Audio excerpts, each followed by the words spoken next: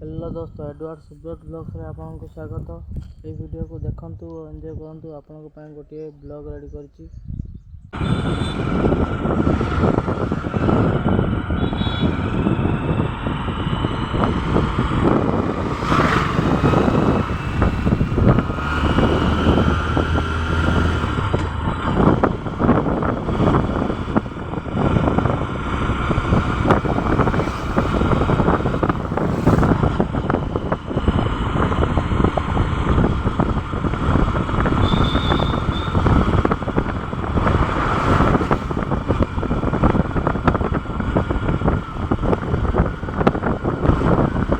Video को enjoy करे।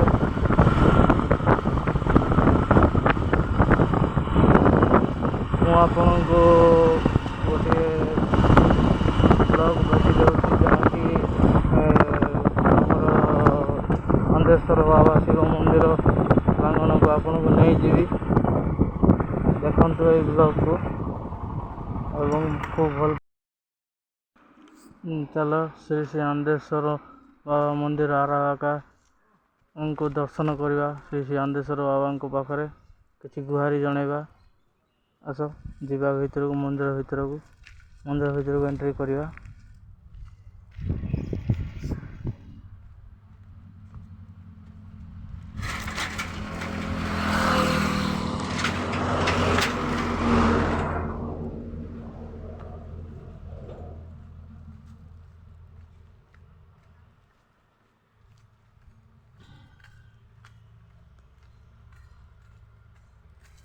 ଯେମିତି ଅଛି ମନ୍ଦିର ପରିସର, ଦେଖ କେତେ ସୁନ୍ଦର ଦେଖାଯାଉଛି। ମନ୍ଦିର ପରିସର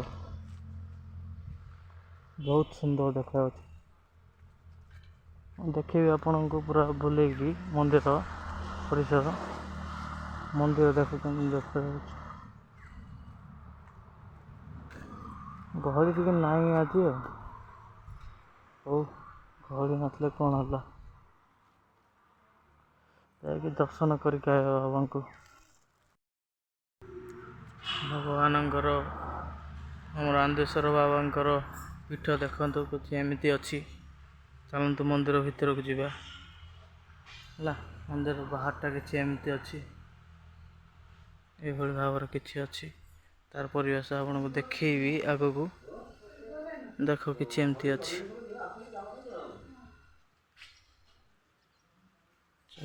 ଦୁଇଟା ସିଂହ ଏପଟେ ବସିଛନ୍ତି ହେଲା। ଆଉ ଆଗକୁ ଆମେ ଯିବା ଭିତରକୁ ଯାଇକି ଦେଖିବା। ବିଶ୍ୱ ମହାପ୍ରଭୁ ଦେଖନ୍ତୁ ବସିଛନ୍ତି। ଓମ୍ ନମଃ ଶିବାୟ ନମଃ ତୁମେ ସମ୍ରାଟଗିରିଜଃ ରତ୍ନେ କପୋଦ୍ରାଗମ୍ୟଂ ପାସୁରକୁରାରି ଚତପ୍ରସନଂ পদ্মং সিংহ সমতাস্ততে নরগণে ব্রাহ্মণকৃতি বসানং নিপাদং বিষ্ণুবন্দে ବିଶ୍ୱର ପଛରେ ବସିବେ, ଯେତେବେଳେ ବିଶ୍ୱର ଆଗରେ ବସିବେ ନାହିଁ। ଯେତେବେଳେ ପୂଜା କରୁଛନ୍ତି, ଆପଣ ପୂଜା କରିବା ପାଇଁ ଆସିଛନ୍ତି।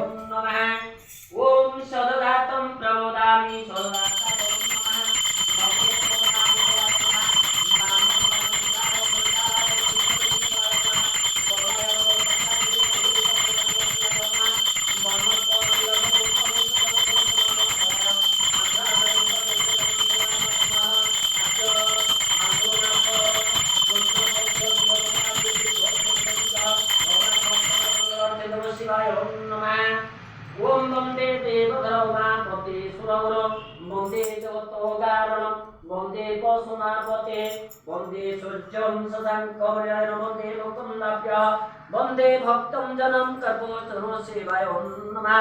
ब्रह्मा मुरारीश्वराश्चितलिङ्गं निर्मलभासितः सुरेशलिङ्गं तत्त्वप्रणानितः सदाशिवोदय शिवाय अष्टोत्तरमङ्गलकरो नानाकेतन शिवाय नमः। आये प्रभु टेकिनार मंगलर सर्वारित सज्जात्म शिवाय नमः। ओम शांताकारं भुजगशयनं पद्मनाभ सुरेशं निस्वाधारं गगन सदृश्यं मेघवर्ण सभागम्यं लक्ष्मीकान्तं कमलनयनं जगद्विधानगम्यं वन्दे विष्णु भवयहरं सर्वलोकिनाथं हरिहर एकात्मा हि भगवान् भक्तगणं शिवाय नमः।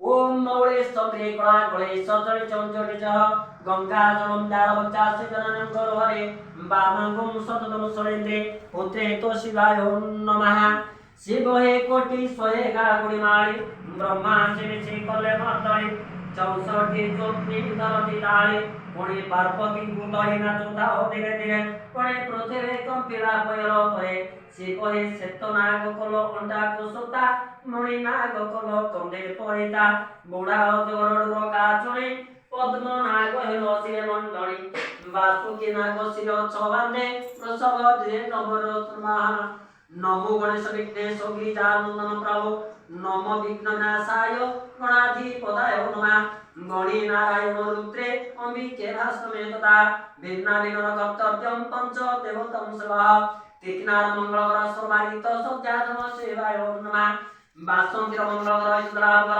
हाथ काच वज्रते सर्व सुलक्ष नमः शिवाय नमः राजेंद्र मंगलकर सर्वारित सज्जातम शिवाय नमः महेंद्र नमः शिवाय महात्मा नमः शिवाय चंद्रमणि रवि सहस्र वर्ष परमात्मा नमः शिवाय नमः मंटू मंगलकर सर्वारित सज्जातम विद्यार्थी रिंटू मंगलकर गंगा विद्यालय नमः शिवाय नमः शोभाजन मंगलकर कल्पना का दर्शन आरोग्यते मोहितर मंगलकर चंद्रावर नमः शिवाय नमः हाथ काच वज्रते सर्व सुलक्ष नमः शिवाय सह कुटुंब सपरिवार नमः शिवाय नमः महात्मा नमः शिवाय नमः गंगाधर नमः नीलकंठाय नमः उमा नमः शिवाय नमः कुंज मंडल शाश्वत नमः शिवाय नमः लता सर्वकेश्वर देवाय नमः हां सब परिवार प्रभुतार सब कुटुंब सपरिवार अतिजते बालक बालिका नमः शिवाय नमः शरणागत नमः शिवाय अशोक नमः शिवाय नमः मानव शाश्वत प्रभाते हीना नमः शिवाय नमः संयुक्त शिवाय स्वयं ब्रह्म शिवाय स्मृति शिवाय अर्चना मंगल शिवाय प्रभु प्रभात मंगल शिवाय सह कुटुंब दर्शन दुख हर्दन शिवाय नीलकंठ श्रीकंठाय सिद्धिकंठ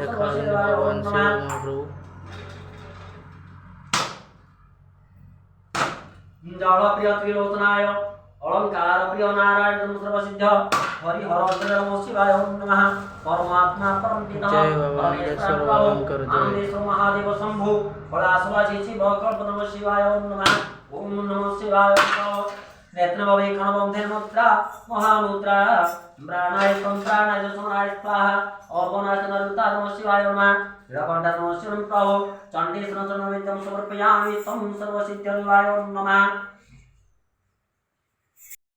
सदाबले आपण जितेबले शिव मंदिर को आसवे सदाबले ये आरंभ करेंगे तार प्रवेश द्वार आरंभ करी एपटे एमती बुलिकी जाइकी तार जो अच्छी सब जाइकी शिव मंदिर सदाबले अर्ध परिक्रमा करेंगे आप जानते केवल अर्ध परिक्रमा शिव महाप्रभुंर हुए है सब अच्छी किसी तार नजारा एमती जाइकी देखिए पादुका कुंडर सेपटू आउ जीवे पादुका कुंड पटे ये नमस्कार करेंगे नमस्कार करी पुणी आउ थे यू बैक करेंगे बैक करके सदाबले शिव मंदिर जानी थे अर्ध परिक्रमा करेंगे है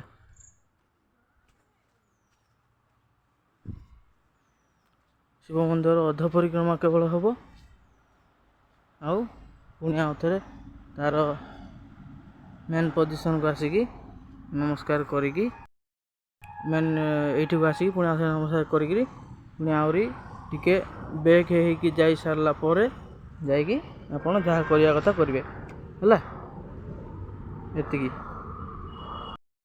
चलतु मंदिर पूजकों सहित किसी महाप्रभुंर महिमा विषय किसी जानिबा भगवान श्री आनंदेश्वर बाबा महिमा विषय किसी जानिबा मंदिर पूजकों सहित टी कथा हवा चलतु तैयारी चलती सरने एपटे कौन हनुमान मंदिर हम बोधे ये तैयारी चलती आउटे किसी लगी देखा सेपटे मत जावा ये आसी सारापर एमती अच्छी किसी परिवेश मंदिर परिवेश किसी एमती अच्छी एपटे सब यज्ञ फज्ञ सब होले आउटे किसी एमती जगह सब स्पेस अच्छी है ये किसी प्रवेश मार्ग रास्तार लागिकी अच्छी ए पाखरे ଫୁଲବାଣୀ ଯିବା ବାଟରେ ଆମର ଭଗବାନ ଏଠି ରହିକି ସମସ୍ତଙ୍କୁ ଆଶୀର୍ବାଦ ଦେଉଛନ୍ତି। କିଛି ଏମିତି ଅଛି। ଆଉ ମନ୍ଦିର ପରିସର ଦେଖ, ମନ୍ଦିର କିଛି ଏମିତି ଅଛି। ଆଉ ଏଇପଟକୁ ଯାଉଛନ୍ତି ହେଲା। ତାପରେ କିଛି ଏଇଭଳି ଭାବରେ ଅଛି ଏମିତି ଅଛି। ଗୋଟେ ମନ୍ଦିର ହେଇଛି, ସେପଟେ ମଠ ସେପଟେ ମଠ ଥିଲା, କିନ୍ତୁ ଏପଟୁ ମଠ ଉଠି ଯାଇଛି। ଏଠି ଅଛି ମନ୍ଦିର ଏଇଭଳି ଭାବରେ କିଛି ଅଛି ହେଲା। ଏଇଭଳି ଭାବରେ ଏଇପଟକୁ ଆସନ୍ତୁ। ଏଇଭଳି ଭାବରେ ଦେଖ କେତେ ସୁନ୍ଦର ଗଛ ସବୁ ଲାଗିଛି। ତାଙ୍କଠୁ ବୁଝିବା ତାଙ୍କର କ'ଣ ଅନୁଭୂତି ଅଛି ଏଇ ଜାଗାରେ ରହିକି, ତାଙ୍କର କ'ଣ ଅନୁଭୂତି ଅଛି ଆମେ ପଚାରି ବୁଝିବା ତାଙ୍କଠୁ ହେଲା। କେତେ ସୁନ୍ଦର ସଜେଇଛନ୍ତି ମନ୍ଦିରକୁ ଦେଖନ୍ତୁ। ବୁଝି ଦେଖିବା ତାଙ୍କଠୁ ପଚାରି ବୁଝି ଦେଖିବା କେଉଁଟା କେମିତି କେବେ ଆଣିକିରି କ'ଣ ଇଏ କରୁଛନ୍ତି ଲଗେଇଛନ୍ତି, କେବେ କ'ଣ ଗଛ ଅନୁସାରେ ଆମେ ବୁଝି ଦେଖିବା ସବୁ। କେତେ ସୁନ୍ଦର ଫୁଲ ଗଛ ମଧ୍ୟ ଲାଗିଛି ହେଲା। କେତେ ଗଛ ସବୁ ଲାଗିଛି ଏଠି ହେଲା। ଏଇଟା କ'ଣ ଟେଭା ନା ଏଇଟା ଏ ଗଛ ହବ ପଚାରି ବୁଝି ଦେଖିବା ହେଲା। ଚାଲ ତାଙ୍କ ସହିତ କଥା ହେବା। ଆସନ୍ତୁ ମନ୍ଦିର ଭିତରକୁ ଯାଇକି ତାଙ୍କ ସହିତ କିଛି କଥା ହେବା। ଯେତେବେଳେ କହୁଥିଲି ଆପଣଙ୍କୁ ମନ୍ଦିର ପୂଜକଙ୍କ ସହିତ କଥା କରେଇବି, ଚାଲନ୍ତୁ ତାଙ୍କ ସହିତ କିଛି ବାର୍ତ୍ତାଳାପ କରିବା, ଭଗବାନଙ୍କର କିଛି ମହିମା ବିଷୟରେ ଜାଣିବା। ଆଉ ଆନନ୍ଦେଶ୍ୱର ବାବାଙ୍କର କ'ଣ ସବୁ ମହିମା ରହିଛି, ଆସନ୍ତୁ ଆପଣଙ୍କୁ ବୁଝେଇ ଦେଖିବା ବିସ୍ତାର ଭାବରେ। ହଉ ଆଜ୍ଞା, କୁହନ୍ତୁ କିଛି ମହାଦେବଙ୍କର କିଛି ମହିମା ବିଷୟରେ। ଆପଣ ଏଠି କେତେ ବର୍ଷ ହେଲା ରହିଲେଣି, ଆଉ କ'ଣ କିଛି କୁହନ୍ତୁ ତାଙ୍କର ମହିମା ବିଷୟରେ କୁହନ୍ତୁ। ଆଜ୍ଞା, ମୁଁ 12 ବର୍ଷ ଦିନୁ ଚକାପାତ ଆନନ୍ଦେଶ୍ୱର ମହାଦେବ ମନ୍ଦିରର ପୂଜାରୀ। ଆଜ୍ଞା, ପିଲାଦିନୁ କଲାବେଳେ ସେଠି ମୁଁ ରହିକିରି ଠାକୁରଙ୍କର ସେବା କରି ଆସିଛି। ତାପରେ ମୋର ଆସିଗଲା କାଳୀ ମନ୍ଦିର। ମୋର କୁଚିଲାଗଡ଼ କାଳୀ ମନ୍ଦିର ହେଉଛି ମୋର ମେନ୍ ପୀଠସ୍ଥଳୀ। ଆଜ୍ଞା, ଚକାପାତ ଗୋଟେ ପୀଠସ୍ଥଳୀ। ଆଜ୍ଞା, ବହୁ ପିଲାରୁ ମା ରୁଦ୍ରକାଳୀଙ୍କର, ମା ବରାଳ ଦେବୀଙ୍କର ସେବାୟିତ ହିସାବରେ, ପୂଜାରୀ ହିସାବରେ ମୁଁ ଆସିକି ପିଲାଦିନୁ ରହିଲି। ଆଜ୍ଞା, ତାପରେ ଭଗବାନଙ୍କର ଆଶୀର୍ବାଦ ହେଲା, ପ୍ରଭୁ ଆନନ୍ଦେଶ୍ୱର ବାବାଙ୍କର ଆଶୀର୍ବାଦ ହେଲା। ଆଶୀର୍ବାଦ ହେବା ପରେ ଏଇ ଆରବାକା ଚକାଦ ବ୍ଲକ ଆରବାକା ପଞ୍ଚାୟତ ଉପରେ ରହିଛି ପଞ୍ଚାୟତ, ମଝିରେ ରୋଡ଼, ତଳକୁ ଶିବ ମନ୍ଦିର। ଆଜ୍ଞା, ବହୁତ ଆଜିକି 50-60 ବର୍ଷର ଶିବ ମନ୍ଦିରଟା ସ୍ଥାପନ କରାଯାଇଛି। ଆଜ୍ଞା, ସ୍ଥାପନ କରିବା ଫଳରେ କୌଣସି ପୂଜାରୀ ଠିକ୍ ନ ରହିବା ହେତୁ ବର୍ତ୍ତମାନ ଆଜି 7 ବର୍ଷ ହେଲା ବର୍ତ୍ତମାନ ଏଇ ମନ୍ଦିରରେ ମୁଁ ପ୍ରବେଶ କରିଛି। ଆଜ୍ଞା, ଦେଖିଲି ଭଗବାନଙ୍କର ଆନନ୍ଦେଶ୍ୱର ମହାପ୍ରଭୁଙ୍କର ଶାଖା। ଆଜ୍ଞା, ଏଇ ଶାଖା ମନ୍ଦିରଟି କେମିତିକି ମୁଁ ଉଠେଇକିରି ଭଗବାନଙ୍କ ଭକ୍ତ ଭଗବାନଙ୍କର ଭେଟ ଟିକେ ହେବ।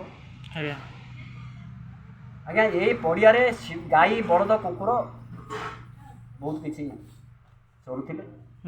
ମୁଁ ଆସିଲା ପରେ ଭଗବାନଙ୍କ ଆଶୀର୍ବାଦରେ, ସେ ପ୍ରଭୁଙ୍କର ଆଶୀର୍ବାଦରେ ଏ ମନ୍ଦିର ସେବା କଲି। ଆଜ୍ଞା, ସେବା କରିବା ଫଳରେ ଭକ୍ତମାନେ ମଧ୍ୟ ମୋର ଆସୁଛନ୍ତି। ଭକ୍ତ ଆସିକିରି ଏଠି କିଛି ଭଗବାନଙ୍କର ଫଳ ପ୍ରାର୍ଥନା ହୋଇକି ଯାଉଛନ୍ତି। ଆଜ୍ଞା, ତାପରେ ପରେ ମୋର ଭକ୍ତମାନଙ୍କୁ ଧରିକିରି ଏ ମନ୍ଦିର ଚାରିପଟ ଯାକ ବାଉଣ୍ଡରୀ କରି ଟିକେ ସ୍ଥାୟିତ୍ୱ କଲି। ତାପରେ ମୋର ଫରେଷ୍ଟ ଷ୍ଟାଫ୍ ଆସି ଏଇଠି ବହୁତ ଗୁଡ଼ାଏ ଗଛ ବୃକ୍ଷ ଲଗେଇ ମୋ ଦାୟିତ୍ୱରେ ଦେଇଗଲେ। ସେ ଗଛକୁ ପାଣି ଦେଇ ବାଲ୍ଟିରେ ବୋହିକିରି ପାଣି ଦେଇକିରି ବହୁତ ଗଛ ବଞ୍ଚେଇଛି। ଚମ୍ପା ଗଛଠୁ ଆରମ୍ଭ କରିକିରି ନାଗେଶ୍ୱର ଗଛଠୁ ଆରମ୍ଭ କରିକି କିଛି ଆମ୍ବ ଗଛ କଲିମ କରି, କିଛି ଫୁଲ ଗଛ କଲିମ କରି ବର୍ତ୍ତମାନ ପାଇଁ ଏ ମନ୍ଦିର ବେଢ଼ାଟିକି ସଜେଇ ରଖିଛି। ଆଜ୍ଞା, ଆଗକୁ ଆଉ କ'ଣ ଆଶା ଅଛି ଆପଣଙ୍କର? ତାପରେ ପରେ ଦେଖିଲି ଆମର ଆରବାକା ପଞ୍ଚାୟତର ସରପଞ୍ଚ ଆଗରୁ ଥିଲେ, ଆରବାକା ପଞ୍ଚାୟତର କାମିରିକିଆ ଗ୍ରାମର ନାରାୟଣ ମଳିକ। ସେ ବି ମଧ୍ୟ ତାର ଅନୁଦାନ ବି ଏ ମନ୍ଦିରରେ ବହୁତ ଥିଲା। ତାପରେ ଆସିଲେ ଆମର ବିଷ୍ଣୁ ବାବୁ, ଆରବାକା ପଞ୍ଚାୟତର ବାଡରୁଗୁଡ଼ା। ତାଙ୍କୁ କହି କଲ୍ୟାଣୀ ମଣ୍ଡପ ଗୋଟେ ସ୍ଥାପନ କରାଗଲା।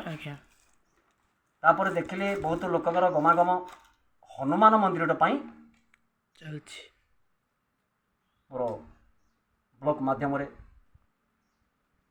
ଆମର ହନୁମାନ ମନ୍ଦିରଟିକି ଆରମ୍ଭ ଅଧା କରାହେଇଯାଇଛି। ଆଜ୍ଞା ଠାକୁରଙ୍କର ରୋଷେଇ ଘର ନଥିଲା, ଠାକୁରଙ୍କର ରୋଷେଇ ଘରଟି ବି ଆରମ୍ଭ କରାଯାଇଛି। ହୁଁ ଭଗବାନଙ୍କର ପ୍ରସାଦ ସେବନ କରିବା ଲାଗି ହୁଁ ଏଇ ଭୋଗ ମଣ୍ଡପ ଗୋଟେ ମନ୍ଦିର ହେଇଯାଇଛି। ହୁଁ ଆଶା କରୁଛି ଏଇ ଆରବକା ପଞ୍ଚାୟତର ଯୋଡ଼ିଏ ମନ୍ଦିର, ଗୋଟେ ନୃସିଂହ ମନ୍ଦିର ଆଉ ଗୋଟେ ଶିବ ମନ୍ଦିର, ଆଜ୍ଞା ଆରବକା ପଞ୍ଚାୟତରେ ଏଇ ଯୋଡ଼ିକ ମନ୍ଦିର ବର୍ତ୍ତମାନ ପୁରାତନ ମନ୍ଦିର। এই ପୁରାତନ ମନ୍ଦିରର କିନ୍ତୁ ଆଗକୁ ଆମେ ସଜେଇକି ରଖିବୁ, ଭକ୍ତମାନଙ୍କର ସେବା ବି କରିପାରିବୁ। ହୁଁ ଭକ୍ତ ଭଗବାନ ଏଇଠି ହରିହରଙ୍କର ଆତ୍ମା, ହରିହରଙ୍କର ଭେଟ। ଆଗକୁ ଆସୁଛି ଆମର ମହାଶିବରାତ୍ରି। ହୁଁ ଏ ମହାଶିବରାତ୍ରି 1008 ଦୀପ ଲଗାଇବା ପାଇଁ ମୋର ଭକ୍ତମାନଙ୍କୁ ଅନୁରୋଧ କରିଛି। ଆଜ୍ଞା ତେଣୁକରି ସେହି ମହାପ୍ରଭୁଙ୍କର ମହାଶିବରାତ୍ରି 15 ତାରିଖ ରବିବାର 6 ଘଣ୍ଟିକାରେ ଦୀପ ଲାଗି ହେବ। ଏତିକି କହି ମୁଁ ଗ୍ରନ୍ଥ ସମାପନ କରିବି। ହଉ ଆଜ୍ଞା ଚାଲନ୍ତୁ ଦେଖିବା, ଆମକୁ ଆପଣ ବୁଲେଇ ଦେଖିବେ ପରିସରଟା କେଉଁଭଳି ଭାବରେ ପରିସର ହେଇଛି, ଆମେ ଯାଇକି ବୁଲେଇ ଦେଖିବା। ଆପଣଙ୍କୁ ମଧ୍ୟ ମୁଁ ଦେଖେଇବି କେଉଁଭଳି ଭାବରେ ପରିସର ହେଇଛି, ଆଗରୁ କେଉଁଭଳି ଥିଲା, ଏବେ ଆଜ୍ଞା ଆସି ସାରିଲା ପରେ କେମିତି ରଖିଛନ୍ତି ଆମର ପରିବେଶଟାକୁ ଦେଖେଇବି, ଚାଲନ୍ତୁ। ଆଜ୍ଞା ଦେଖନ୍ତୁ, ଏ ଗୋଟେ ହେଉଛି ଆମ୍ବ ଗଛ। ହୁଁ ଆମ୍ବ ଗଛରେ କିଛି ଗୋଲମରିଚ ଗଛ ଲାଗିଛି। ହୁଁ ଏ ଗୋଲମରିଚ ଗଛ ବହୁତ କିଛି ପରିଶ୍ରମ କରି ପାଣି ଦେଇ ଗଛରେ ମଡ଼େଇଛି। ଆଜ୍ଞା ଏପଟକୁ ଆସନ୍ତୁ, ହଁ ରୋଷେଇ ଘର। ଆଜ୍ଞା ଅନ୍ନର ପାଇଁ ଏପଟେ ରୋଷେଇ ଘର ଅଛି, ଦେଖନ୍ତୁ। ଆଉ କିଛି ଏଇଭଳି ଭାବରେ ସଜେଇଛନ୍ତି ମଧ୍ୟ ବାଡ଼ି ବଗିଚାରେ ସେଇଭଳି ଭାବରେ। ସେତେବେଳେ ଆପଣଙ୍କୁ ଦେଖାଉଥିଲି, ଏଇଟା ଗୋଟେ କମଳା ଗଛ ଚାରା ପକେଇଛି। ଆଜ୍ଞା ଆଜ୍ଞା ଇଏ ହେଉଛି ଗୋଟେ ଅଶୋକ ଗଛ। ହଁ ଆଜ୍ଞା ହେଉଛି ଗୋଟେ କଲିମି ଆମ୍ବ ଗଛ। କଲମି ଆମ୍ବ ଗଛ, ଅମୃତଭଣ୍ଡା ଗଛ ଲାଗିଛି, ଦେଖନ୍ତୁ। ଭଗବାନଙ୍କର ଭୋଗରେ ପଡ଼ିବା ପାଇଁ ଅନ୍ନପୂର୍ଣ୍ଣା, ହଁ ଯିଏକି ଏ ପତ୍ର ପଡ଼ିଲେ ଠାକୁରଙ୍କର ଭୋଗ ବହୁତ ବାସ୍ନା ହୁଏ। ହଁ ଏପଟେ ଶୁଣ, ହୁଁ ଏପଟେ ଆଜ୍ଞା ଲଗେଇଛି ଟବେରୀ ଗଛ। ହୁଁ ଟବେରୀ ଗଛ ଠାକୁରଙ୍କର ଭୋଗ ଲାଗି ଟବେରୀ ଗଛ ଫଳ ଫଳିବ। ହୁଁ ଏଇ ଦେଖନ୍ତୁ ଆଜ୍ଞା, ଏ ବି ମଧ୍ୟ ଫଳ ଫଳିଛି। ହୁଁ ଏପଟେ ଫୁଲ ବି ହେଇଛି। ହଁ ଆଜ୍ଞା ଏଇଟା ହେଉଛି ଗୋଟେ ଗୁଆ ଗଛ। ହୁଁ ଏ ଗୁଆ ଗଛକୁ ବହୁତ କିଛି ପରିଶ୍ରମ କରିକିରି ଲଗେଇଛନ୍ତି। ଆଜ୍ଞା ଇଏ ହେଉଛି ଗୋଟେ ଜଳଜାତୀୟ ଗଛ, ହୁଁ ଗୋଟେ ସୁନ୍ଦର ଲାଗି ହୁଁ ବାଲ୍ଟିରେ ପାଣି ରଖି ହୁଁ ୟାକୁ ସଜେଇ ରଖିଛି। ହୁଁ ଇଏ ଆଜ୍ଞା ବ୍ରହ୍ମକମଳ। ହୁଁ ଏ ବ୍ରହ୍ମକମଳ ଆଷାଢ଼ ମାସରେ ବ୍ରହ୍ମକମଳ ଫୁଟିବ, ରାତିରେ ଫୁଟିବ, ରାତିରେ ମଉଳିଯିବ। ଆଜ୍ଞା ହେଲା, ହୁଁ ରାତିରେ ଫୁଟିବ, ରାତି ଠାକୁରଙ୍କ ଉପରେ ଲାଗି ହେବ। ହୁଁ ଏପଟେ ଆଜ୍ଞା ଅଶୋକ ଗଛ। ହୁଁ ଆଜ୍ଞା 6 ବର୍ଷ ଭିତରେ ଆଜ୍ଞା ଦେଖନ୍ତୁ ଇଏ ଗୋଟେ ଲେମ୍ବୁ ଗଛ। ଲେମ୍ବୁ ଗଛ, ଲେମ୍ବୁ ଗଛରେ ବର୍ତ୍ତମାନ 5 ବର୍ଷରେ ଲେମ୍ବୁ ଫଳ ଆସିଛି ଏବଂ ଲେମ୍ବୁ ଫୁଲ। ଏଇଟା କାଗଜ ଲେମ୍ବୁ ନା ଆଜ୍ଞା ଇଏ ଖାଲି ଲେମ୍ବୁ? ଦେଶୀ ଲେମ୍ବୁଟା। ଦେଶୀ ଲେମ୍ବୁ। ଆଜ୍ଞା ଏପଟେ ଆସନ୍ତୁ। ହୁଁ ଆଜ୍ଞା ଇଏ ଗୋଟେ ସୁନ୍ଦର କଣ୍ଟା ଜାତୀୟ ଫୁଲ ଗୋଟେ। ଫୁଲଟା ଦେଖନ୍ତୁ। ଏ ତ ଦେଖୁଛନ୍ତି ବ୍ରହ୍ମକମଳ ଗଛ। ହୁଁ ଇଏ ଆଜ୍ଞା ହେଉଛି ଗୋଟେ ରଙ୍ଗଣୀ ଗଛ। ରଙ୍ଗଣୀ ଗଛ, ହଁ ଇଏ ରଙ୍ଗଣୀ ଗଛ। ହୁଁ ରଙ୍ଗଣୀ ଗଛ ବର୍ତ୍ତମାନ ବି ଆଜିକି 2 ବର୍ଷ ହେଲା ଫୁଲ ଫୁଟିଲାଣି। ଆଜ୍ଞା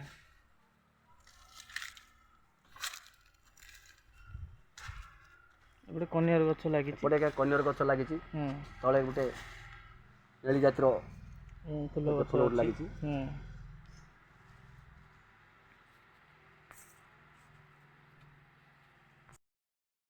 ମସ୍ତକରେ ଗଞ୍ଜେଇ ପତ୍ର ଘର୍ଷଣ କରାଯାଏ। ସେଥିପାଇଁ ବୋଲି ଲାଗିଛି ଗୋଟେ ଗଞ୍ଜେଇ ଗଛ।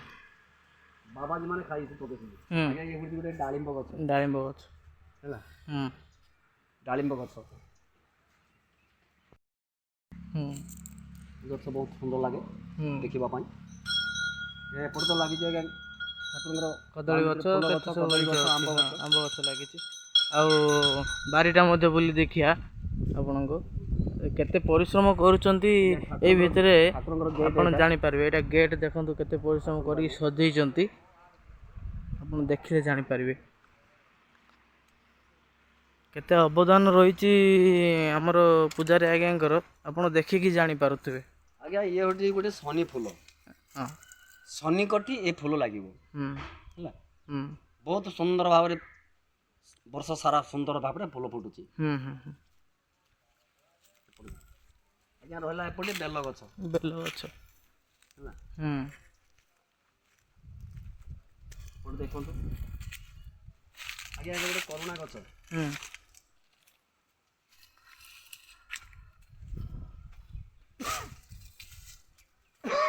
ଆଜ୍ଞା ଏ ଗଛ ହେଉଛି ଗୋଟେ ଆମ୍ବ ଗଛ। ହୁଁ ଏ ଗଛରେ 5 ପ୍ରକାର 6 ପ୍ରକାର ଆମ୍ବ ଫଳିବ। ହୁଁ ଗୋଟିଏ ଗଛ ହୁଁ ବାଇଗଣ ପଲେଇ, ହୁଁ ଆଖୁ ରସ, ହୁଁ ଗୋଦାବରୀ ଆଜ୍ଞା ଏମିତି ହେଇକି 7 ପ୍ରକାର ଆମ୍ବ ଫଳିବ। ଆଜ୍ଞା ଆଜ୍ଞା 3 ବର୍ଷରେ ଏ ଆମ୍ବ ଫଳିଛି।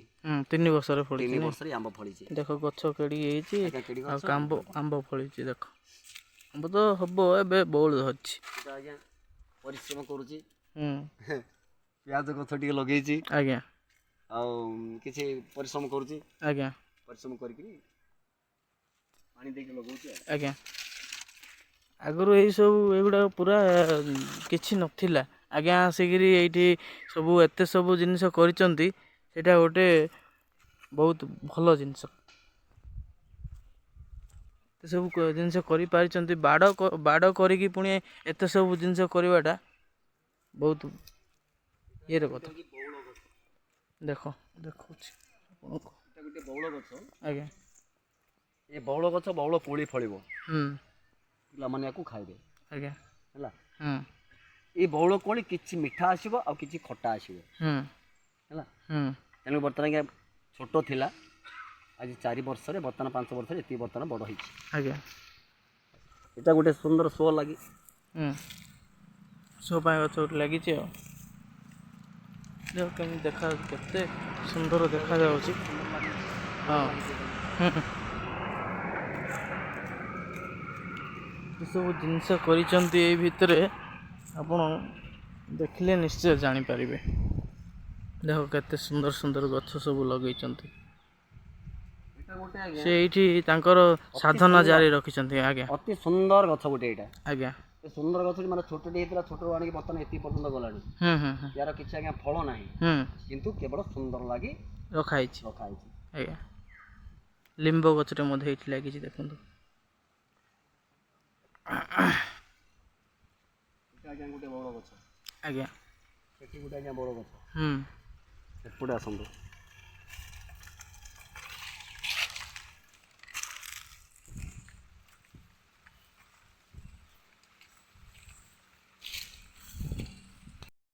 ତାକୁ ପକେଇଥିଲେ, ଆଜ୍ଞା ତାକୁ ପକେଇବା ଫଳରେ ଗଛଟା ସାଇତି ବର୍ତ୍ତମାନ ଏଥିରେ 6 ପ୍ରକାର ଆମ୍ବ ଗଛ କଲମି କରିଛନ୍ତି। କଲିମି କରିଛି। ଆଜ୍ଞା କଲିମି କରିକି ବର୍ତ୍ତମାନ ଏଥିରେ ଆଜ୍ଞା ବଉଳ ଆସିଛି। ହଁ ହଁ ଦେଖ କେମିତି ହେଇଛି ଏ ଗଛ। ପ୍ରକାର ସବୁ ଗଛ ପଛ ଗାଈ ଖାଇକି ଖାଲି ଏମିତି ପଡ଼ିଥିଲା, ଯତ୍ନ ନହେଲେ ସେଇଟା କ'ଣ ହେବ। ଯତ୍ନ ଦେଖ କେମିତି ହେଇଛି, ଗଛ ବି ସେହିପରି ଭାବରେ ଅଛି।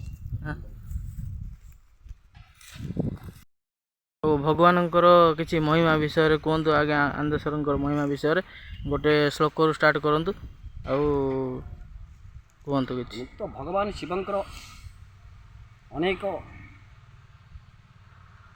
କାହାଣୀ ଅଛି। ଆଜ୍ଞା ଭଗବାନ ଶିବଙ୍କର ମହତ୍ଵ ବି ଅଛି। ହୁଁ ମହତ୍ଵ ନଥିଲେ ଏ କଳିଯୁଗରେ ମାଳିକା ମା କାଳୀଙ୍କ ନାଁରେ ମାଳିକା ସୃଷ୍ଟି ହେଇଛି। ଆଜ୍ଞା ଯେତି ଅଚ୍ୟୁତାନନ୍ଦ ହୁଁ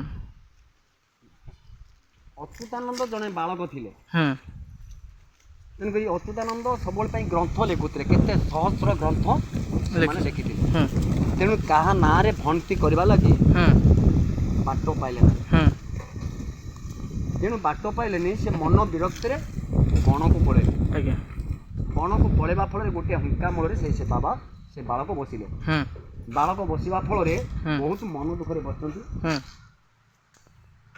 ଦିନେ ଗଲା 2 ଦିନ ଗଲା 3 ଦିନ ବେଳକୁ ହୁଁ ଜଣେ ମା ବୟୋବୃଦ୍ଧ ମା ଜଣେ ହୁଁ ଗୋଟେ କ୍ଷୀର ଗ୍ଲାସଟେ ନେଇ ସେ ପିଲାକୁ ଦେଲେ। ହୁଁ ସେ ପିଲା ଦେଖିଲା ସେ ମାଆକୁ ଥର ଥର ହେଉଛି, ଥର ଥର ହେବା ଫଳରେ ସେ ମା କ୍ଷୀର ଦେଲେ ସେ ପିଲା ପିଇଲା।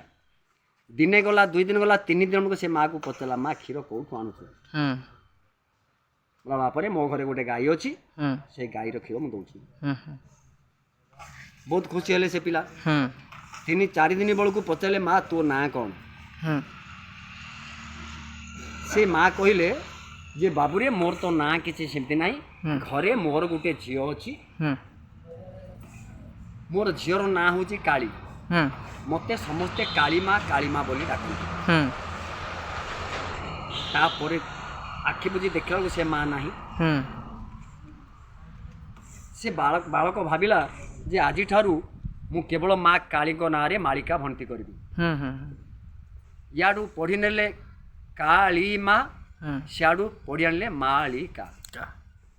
ସେ କାଳୀ ମା ନାଁରେ ମାଳିକା ଭର୍ତ୍ତି କଲେ। ହୁଁ ତେଣୁକରି ଆଜିକାଲି କଳି ଯୁଗରେ ମଧ୍ୟ ମା କାଳୀଙ୍କ ପାଖରେ ବହୁତ କିଛି ଲୋକଙ୍କର ଭିଡ଼, ହୁଁ ଶିବଙ୍କ ପାଖରେ ଭିଡ଼। ଶିବଙ୍କ ପାଖରେ କାଳୀଙ୍କ ପାଖରେ ଏ କଳି ଯୁଗରେ ବହୁତ କିଛି ଭକ୍ତମାନେ ଦର୍ଶନ ନିମନ୍ତେ ଯାଆନ୍ତି। ହୁଁ ଏତିକି ହେଉଛି ମୋର ଅନୁଭୂତି। ହଉ ହଉ ଠିକ୍ ଅଛି ଆଜ୍ଞା। ହଉ ଆପଣ ଶିବ ଆଉ କାଳୀଙ୍କ ମା କାଳୀଙ୍କର ବିଷୟରେ ଆପଣ ଜାଣିବାକୁ ପାଇଲେ, ଆଉ ପୂଜାରୀଙ୍କୁ ପଚାରି ବୁଝିଲେ କ'ଣ ଏଇ ମନ୍ଦିରର ଅନୁଭୂତି ଅଛି। ପୂଜାରୀଙ୍କର ମଧ୍ୟ ତାଙ୍କର କ'ଣ ଅନୁଭୂତି ଅଛି ଆପଣ ଜାଣିପାରିଲେ। ଆଉ ଦେଖିବେ କେଉଁଭଳି ଭାବରେ ଆମର ଏଇ ମନ୍ଦିରଟା ଉନ୍ନତି ହେବ, ସେଇଭଳି ଭାବରେ ଚେଷ୍ଟା ମୁଁ କରୁଛି, ଆମର ଏରିଆର ଅଞ୍ଚଳ ଲୋକମାନେ ମଧ୍ୟ କରୁଛନ୍ତି, ଆଉ ପୂଜାରୀ ମହାଶୟ ମଧ୍ୟ କରୁଛନ୍ତି। ଆହୁରି କେଉଁଭଳି ଭାବରେ ଡେଭଲପ୍ ହୋଇପାରିବ ଆପଣ ମଧ୍ୟ ଚିନ୍ତା କରନ୍ତୁ। ରହିଲି, ନମସ୍କାର। ଶମ୍ଭୁଷ ପଶୁପତି ଶିବ ଚୁଡ଼ି ମହେଶ୍ୱର ଈଶ୍ୱର ସବୈଶାନ ଶଙ୍କର ଚନ୍ଦ୍ର ଶେଖର ଭୂତ ସୁଖଣ୍ଡ ପୁରୁଷ ଗିରିଶ ଗିରିଶମୂଢ଼ ମୃତ୍ୟୁଞ୍ଜୟ କୃତିବାସ ପିନାକୀ ବ୍ରହ୍ମଦୀପ ଅଗ୍ରକ ପଦୀ ସିଦ୍ଧିଙ୍କର ନୀଳକଣ୍ଠ ମହାଦେବ ବିରୂପାକ୍ଷ ବାମଦେବ ତ୍ରିଲୋଚନ କୁଶାନଳିତା ସର୍ବଜ୍ଞ ଦୁର୍ଜଟି ନୀଳଲୋହିତ ହର ସ୍ମର ହର ଭର୍ଗ ତିରମ୍ବବତୀ ପୁରାନ୍ତ ଗଙ୍ଗାନ୍ଧ କରିବୁ କଦ୍ମ ସୁଭୁଷଧ୍ୱଜ ଭବିମ ସ୍ଥାନ ରୁଦ ଉମାପତି। ଏହା ହେଉଛି ଭଗବାନ ଶିବଙ୍କର ନାମ ଗୁଡ଼ିକ, ଆଉ ତାଙ୍କର ମହିମା ତ ସମସ୍ତେ ଜାଣିଛନ୍ତି। ମୁଁ ବା କ'ଣ କହିବି, ଅକିଞ୍ଚନ ମୁଁ। ଆଉ ତଥାପି ମଧ୍ୟ ମୁଁ ତାଙ୍କର ମହିମା ବିଷୟରେ କିଛି ଜାଣିଛି। ଶିବ ହେଉଛନ୍ତି ସତ୍ୟ ଶିବ ସୁନ୍ଦର। ଆଉ ଏଇଠି କିଛି ଅନୁଭୂତି ଅଛି ମୁଁ ଆମର ଆନ୍ଦେଶ୍ୱର ବାବାଙ୍କର ପାଖରେ, ଆମର ଏଇଠି ଯେଉଁ ଶିବ ମନ୍ଦିର ଅଛି। କ'ଣ ହେଇଥିଲା ନା, ଗୋଟେ ଦିନ ଏମିତି ଗୋଟେ ସାପ ଯାଇକି ଭଗବାନ ଯେଉଁ ବୃଷଭ ଅଛନ୍ତି, ବୃଷଭଙ୍କ ଚାରିପଟେ ଗୁଡ଼େଇ ହେଇକି ଥିଲା। ପୁଣି ଆଉଥରେ ସେଇଠି ପ୍ରାୟ 5-7 ଘଣ୍ଟା ଗୁଡ଼େଇ ହେଇକି ରହିସାରିଲା ପରେ, ଫଣା ଟେକି ରହିସାରିଲା ପରେ, ପୁଣି ଆଉଥରେ ଯାଇକି ଭଗବାନ ଶିବଙ୍କର ପାଖରେ ମଧ୍ୟ ଯାଇକି ଗୁଡ଼େଇ ହେଇକିରି ଫଣା ଟେକିକି ଥିଲା। ଆଉ ସେଇଟା ସମସ୍ତେ ଦେଖିଛନ୍ତି, ଜାଣିଛନ୍ତି, ଆମର ଅଞ୍ଚଳବାସୀ ମଧ୍ୟ ଜାଣିଛନ୍ତି। ଆଉ ଏତିକି ମୋର ଅନୁଭୂତି ଅଛି, ମୁଁ ଆପଣଙ୍କ ପାଖରେ ସେୟାର କରୁଛି। ଆଉ ଏଇ ଭିଡ଼ିଓକୁ ଦେଖନ୍ତୁ, ନିଶ୍ଚିତ ଭଲ ଲାଗିବ ବୋଲି ମୋର ଆଶା।